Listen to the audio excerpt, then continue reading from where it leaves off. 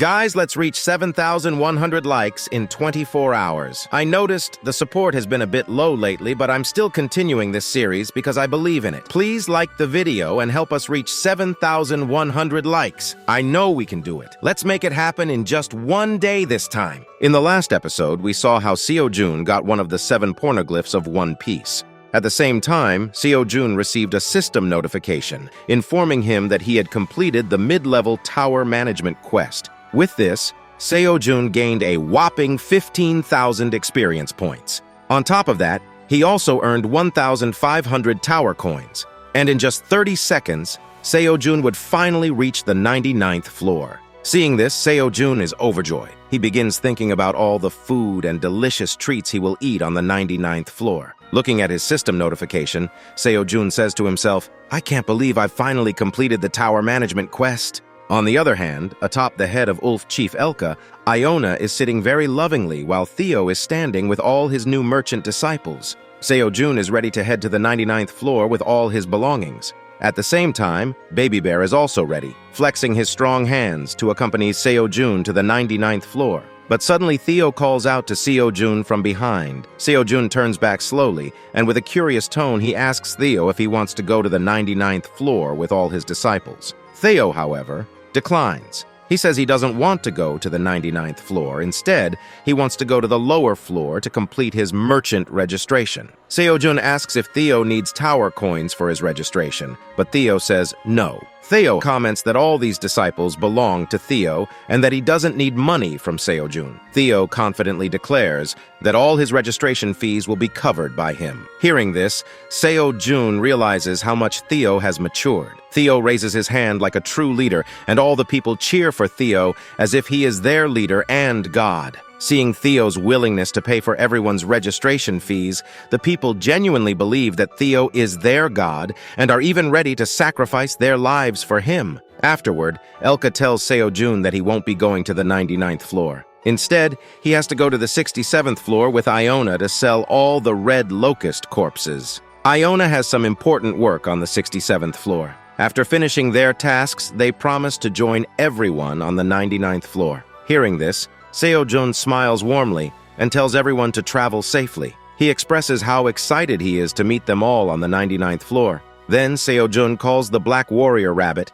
and tells him that there are only a few seconds left. Everyone should hurry up and prepare to go to the 99th floor. Seo-jun had lots of things in his hand, including a packet of pineapples. These pineapples were meant to be placed on the 99th floor. The Black Warrior Rabbit was also packing a pineapple in his bag. On the other hand, Theo was still giving lectures to his new disciples, explaining everything to them in detail. Suddenly, the Black Warrior Rabbit turns back with a warm and kind smile. Seo-jun calls out to him and jokingly tells him to wait a while as he needs to pack another pineapple. But at that moment, there's a sound from the bushes. Hearing the sound, the Black Warrior Rabbit becomes startled and shifts into alert mode, carefully scanning the area. There's no enemy behind the bush. Instead, surprisingly, a cute white-colored rabbit emerges from the bush. The rabbit's eyes are bright red and adorned with a cute white ribbon. It even has a magic book in its hand. The red-ribboned rabbit calls out Iona's name and rushes to meet her. The Black Warrior Rabbit, upon seeing Iona, stands still, but as soon as the spectacled white-ribboned rabbit sees the Black Warrior Rabbit, she freezes in place, her mouth hanging open in awe. She is completely mesmerized. The Black Warrior Rabbit, on the other hand, was equally stunned, and the first word that came to his mind was, "Fuck!" He looks at her as if he's seeing an angel. Both of them stand there, locked in a daze, staring deeply into each other's eyes. In reality, only 3 to 4 seconds pass, but to them, it feels like 2 to 3 hours. They feel as though time itself has stopped. Snow seems to fall around them, creating a warm, lovely atmosphere. At that moment, both of them realize something profound. They are soulmates. Iona breaks the lovely moment, calling out to the red-ribboned rabbit. The red-ribboned rabbit, startled by Iona's voice, snaps out of her trance. Iona impatiently asks, "Why did you take so long to get here?" Her words draw everyone's attention to the red-ribboned rabbit. Theo turns to look. Elka and Seo-jun also glance in her direction. Seo-jun, noticing the time, urgently announces, "Only 3 seconds left until we reach the 99th floor." Suddenly, Seo-jun vanishes, leaving behind a slight shockwave. Theo, standing close to Seo-jun, is slightly pushed back by the force. At the same time, the black warrior rabbit, still mesmerized by the red ribboned rabbit, also disappears. But before he vanishes, he accidentally drops his delicious pineapple fruit, the one he had tied to his bag to take to the 99th floor. The red ribboned rabbit stands there in shock, dazed and confused, unable to comprehend what just happened. She looks around, searching desperately, wondering, where did the black warrior rabbit go? Her heart sinks. She mutters to Iona, what kind of magic was that? Was it movement magic? Teleportation magic? Who could use such advanced magic? Meanwhile, Theo and Elka are still staring at the red ribboned rabbit, their curiosity piqued. Finally, Theo breaks the silence and asks Iona, who is this red ribboned rabbit? With a warm and loving tone, Iona introduces her. This red ribboned rabbit is very talented. She is my disciple. Iona explains that she has been teaching her magic and had wanted to introduce her for a long time. However, the timing was so unfortunate that the red ribboned rabbit missed meeting the great black dragon. The red ribboned rabbit, hearing the word disciple, feels a mix of emotions, shock, surprise, and a bit of excitement. Theo, having just taken on so many disciples himself, feels a sense of coincidence and connection with Iona. He finds it heartwarming that they have something in common. The red ribboned rabbit politely bows her head and says softly, Iona has said so much about you, Theo. It's a pleasure to finally meet you. Her cute and polite demeanor leaves Theo slightly surprised, as he has never encountered a rabbit quite like her before, especially one not from the 99th floor. Finally, the red ribboned rabbit introduces herself in her sweet voice. I am the last princess of the red ribboned kingdom. Well, damn! This revelation hits hard. This means she hails from the very kingdom destroyed by the red locusts, the same kingdom the black warrior rabbit came from. Could this be fate? I must say, the black warrior rabbit and the red ribboned rabbit are shaping up to be an amazing couple, and honestly, I am so excited to see what happens next. On the other hand, the scene shifts, and we see everyone arriving at the 99th floor. Seo-jun, the black warrior rabbit, and Baby Bear are floating in the air, holding a massive epic monoglyph in their hands. With a loud bang, they all land on the ground. The black warrior rabbit lands gracefully, barely making a sound. This time, Seo-jun also lands easily. Seo-jun is not the same Seo-jun as before. He has become strong. On the other hand, Baby Bear crashes down with a deafening thud. The ground shatters beneath him. Just by looking at it, anyone can tell how heavy that monoglyph is. Seo-jun slowly opens his eyes. As soon as he does, he sees his beautiful farm in front of him. A wave of relief washes over him. Finally, Seo-jun feels like he has come home.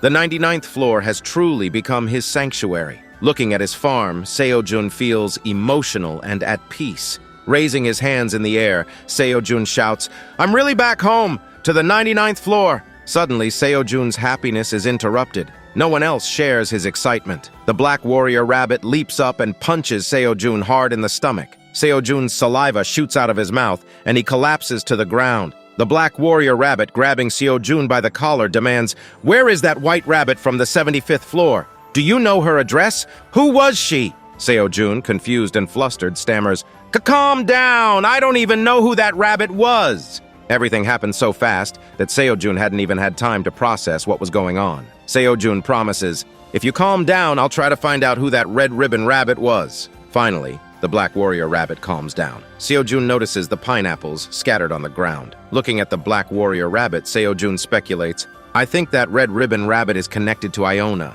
She was looking for Iona after all. Next time I meet Iona, I'll get all the info about her. The black warrior rabbit remains deeply lost in thought, clearly still thinking about the red ribbon rabbit. Seo-jun begins to sweat profusely as he notices something. Could it be? Seo-jun thinks to himself. Is the black warrior rabbit in love with the red ribbon rabbit? Seo-jun can't hold back and teases the black warrior rabbit. Are you in love with her? Before he can finish his sentence, someone approaches from behind. Seo-jun turns his head to the left and is shocked. His entire monster family had come to welcome him. Baby Bear's mother was there too. Seo-jun's face lights up with joy upon seeing Baby Bear. After all, it had been 3 days since he last saw him. Cow No. 5, Minato No. 4, Queen Honeybee, and all the rabbits had come too. They had organized a welcome party for Seo-jun. There were roasted corns, grilled piranhas, and a delicious vegetable soup. Everyone welcomed Seo-jun warm-heartedly, their faces beaming with big smiles. Seo-jun couldn't help but feel a deep sense of belonging and joy. Seeing this, Seo-jun felt very happy and emotional. Seo-jun sat on the ground, overwhelmed by the moment. All the queen honeybees flew around Seo-jun, carefully inspecting him for injuries. Kao no 5, Minato no 4, and everyone else expressed how much they had missed Seo-jun. They explained how they had prepared a meal to welcome him back. Seo-jun, overwhelmed with gratitude, thanked them deeply from the bottom of his heart, realizing just how much they had become like his family. The queen honeybees clung to Seo-jun's body while the baby rabbits ran to him, cuddling in his lap. Seo-jun wondered how the baby rabbits had known he would arrive, questioning them curiously. The husband rabbit explained that Aileen had informed everyone about his arrival hours earlier. At that moment, Aileen communicated through a system notification, sharing that none of them would have known about Seo-jun's arrival if not for her secret spy camera. Using this, she monitored Seo-jun 24/7, observing every step of his journey like an epic adventure. When she realized Seo-jun was heading toward the 99th floor, she quickly notified everyone to prepare. The scene shifted to Aileen, watching Seo-jun on a large screen, her magic allowing her to follow his entire adventure in real time. Aileen welcomed Seo-jun warmly, congratulating him for completing his first mission as an intermediate tower manager. Inspecting him closely, Aileen noticed how thin he had become, assuming that he had struggled without food on the 75th floor. Her concern reflected the care of someone deeply invested in Seo-jun's well-being. Seo-jun, feeling shy, realized Aileen's words carried the tone of a mother's care. Holding a bowl of vegetable soup, Seo-jun explained how the quest had been long but manageable. Though there was a moment when he thought he wouldn't survive 3 long days with only pineapple to eat, he assured her it wasn't as bad as it seemed. Thanks to everyone's help, Seo-jun had successfully completed the 75th floor tower manager quest. Then, a big feast began. The rabbits gathered around the grilled piranhas, and even the chubby mini rabbit excitedly joined in. Seo-jun shared his discovery of a new fruit on the 75th floor, describing its sweet and tangy flavor. He expressed his excitement about mass-producing it on the 79th floor, ensuring everyone could enjoy its unique taste. While everyone indulged in the feast, the husband rabbit brought food to Seo-jun. Seo-jun then retrieved the pineapples from his bag, instructing the husband and wife rabbit to store a few in the warehouse and leave the rest for everyone to enjoy. After finishing his conversation with Aileen, Seo-jun glowed with happiness. He admitted how much he had missed her presence during his journey. Seo-jun asked about the black dragon statue of Kaiser, mentioning how it always felt like he was talking directly to Aileen when using it. Hearing this, Aileen grew quiet. Seo-jun, slightly shy, asked if Aileen had missed him too, hoping for some confirmation. Suddenly, Aileen's body trembled, her face turning completely red. Seo-jun grew concerned, repeatedly wondering why she wasn't responding. Aileen's emotions overwhelmed her. Her body felt hot, her mind racing with unfamiliar feelings she couldn't comprehend. Though Seo-jun continued calling her name, Aileen remained frozen, her face burning red with a mix of embarrassment and joy. Deep down, Aileen deeply missed Seo-jun, though she struggled to admit it aloud. Finally, Aileen shouted internally, acknowledging her feeling. She realized this new emotion was genuine, even if it confused her. Seo-jun noticed her struggle but didn't fully understand what had transpired. Suddenly, Kaiser appeared from behind and shouted Seo-jun's name loudly, startling both Seo-jun and Aileen. The growl was so loud that Aileen's crystal shattered in her hands. She was so shocked that she couldn't control her strength, causing the crystal to break. Aileen, whose mana had recovered, found herself unable to manage her full strength. Meanwhile, the scene shifted, showing Seo-jun sitting on the ground, still surprised by Kaiser's sudden appearance. Seo-jun glanced at Kaiser, admitting he was genuinely startled to see him here. But Kaiser, ignoring the remark, told Seo-jun that he should only speak with Aileen, not him. Seo-jun nodded, deciding to keep his focus on Aileen. Kaiser interrupted again, declaring that all of this could be discussed later. His priority was the feast laid out in front of him. He demanded to know why Seo-jun hadn't invited him yet, claiming he was very hungry. Kaiser also mentioned that he had prepared a special gift for Seo-jun, leaving Seo-jun confused and curious. All the white rabbits gathered around eagerly to see this so-called gift. When Kaiser revealed the gift, Seo-jun's soul almost left his body. It was a welcome soup that Kaiser had prepared, a bucket of orange-colored watery liquid made by boiling ripe tomatoes, which looked utterly inedible. Seo-jun's disgust was evident as he grimaced, holding back the urge to vomit. Seo-jun quickly realized that during his absence, Kaiser must have been stealing tomatoes from his farm. Without hesitation, Seo-jun confronted Kaiser, asking how many crops he had taken while he was away. Hearing the word steal, Kaiser appeared startled and worried. Trying to defend himself, Kaiser insisted that he wasn't a thief or pirate. He would never steal. However, Seo-jun pointed out the drool on Kaiser's face as proof. Seo-jun claimed it was impossible for Kaiser not to have eaten the cherry tomatoes during his absence.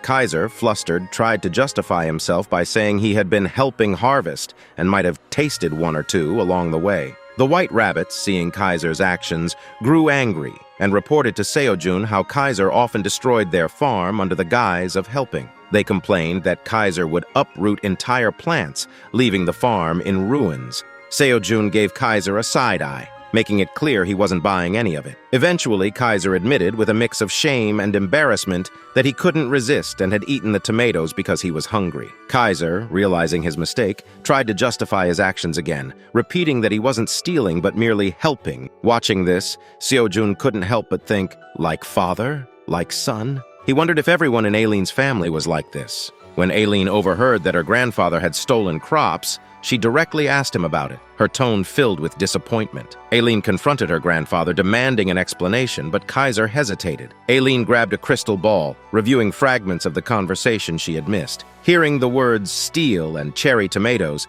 she turned back to Kaiser and asked if it was true. Kaiser, unable to deny it, explained that while harvesting, he had eaten a few tomatoes, planning to tell Seo-jun later. Aileen's face turned disgusted, and she expressed her disappointment in her grandfather for destroying Seo-jun's precious crops. She reminded him how hard Seo-jun worked to grow them. Aileen then stated, with an innocent expression, that she hated her grandfather for his actions and wouldn't talk to him anymore. Kaiser's soul left his body, and he became very sad, repeatedly calling out to Aileen, who ignored him. Desperate, Kaiser approached Seo-jun and begged him to convince Aileen to forgive him. Seo-jun, placing his hands on his waist, found the situation amusing. He reassured Kaiser not to worry, promising to talk to Aileen if Kaiser agreed to favor him in return. Kaiser's black dragon ego briefly flared up, offended by the idea of being ordered around by a human. However, remembering Seo-jun's importance to Aileen, Kaiser reluctantly agreed, vowing to listen to Seo-jun. Seo-jun smiled warmly and suggested they eat first.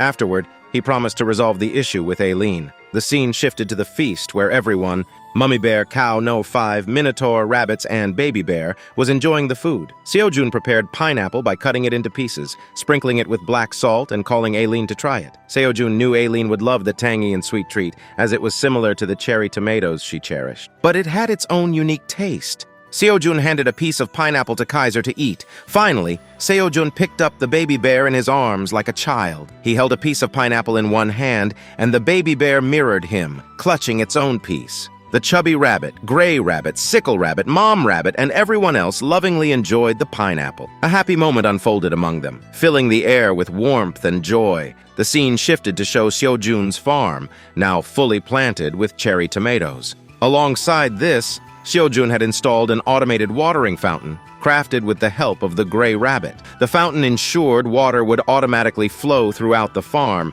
revitalizing the once dry soil. As the farm regenerated, Kaiser, through the status window, managed to synchronize his frequency with Aileen's crystal, allowing him to speak with her. Despite their conversation, Aileen remained upset with her grandfather. However, after a long discussion, Aileen reluctantly forgave him, warning that if he ever hurt Seo-jun or anything related to him again, she would cut ties permanently. Kaiser, now cautious, agreed to Aileen's condition. Finally, Seo-jun, sensing the tension had lifted, asked Kaiser if the fight was truly over. Kaiser thanked Seo-jun sincerely for mediating, but his demeanor soon turned serious. In a solemn tone, Kaiser asked what favor Seo-jun required in exchange for his assistance. Seo-jun explained that the favor wasn't too difficult. He wanted Kaiser to appraise an item from the 75th floor. Hearing the mention of an item, Kaiser's curiosity was piqued. Seo-jun led him to the poneglyph, which remained encased in a barrier. He recounted the story of discovering it in the cave of the Frog Queen on the 75th floor.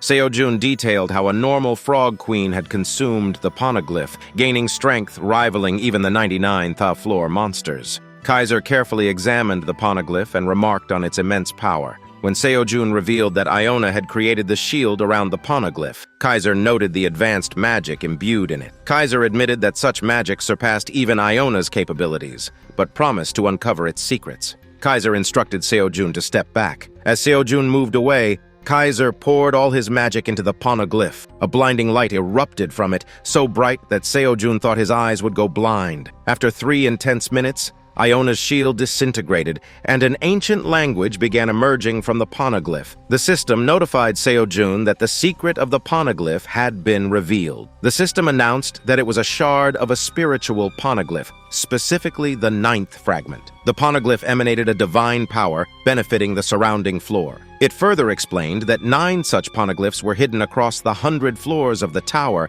and finding all of them would lead to the One Piece. Seojun was shocked. He hadn't anticipated the poneglyph being S-grade or holding such immense power, but he was equally baffled. He didn't know how to use it or where the remaining 8 fragments were located. Meanwhile, Kaiser, lost in thought, couldn't believe the poneglyph's existence. Something that had always been a myth now stood before them, a sacred relic created by the god of the tower. Kaiser's expression turned deadly serious as he explained that legend claimed the god who built the tower had hidden 9 poneglyphs within it. These fragments held the key to meeting God. And with that, the episode concluded. Comment below to show your support. Don't forget to like the video. Our goal is 7,100 likes. See you in the next episode. Goodbye.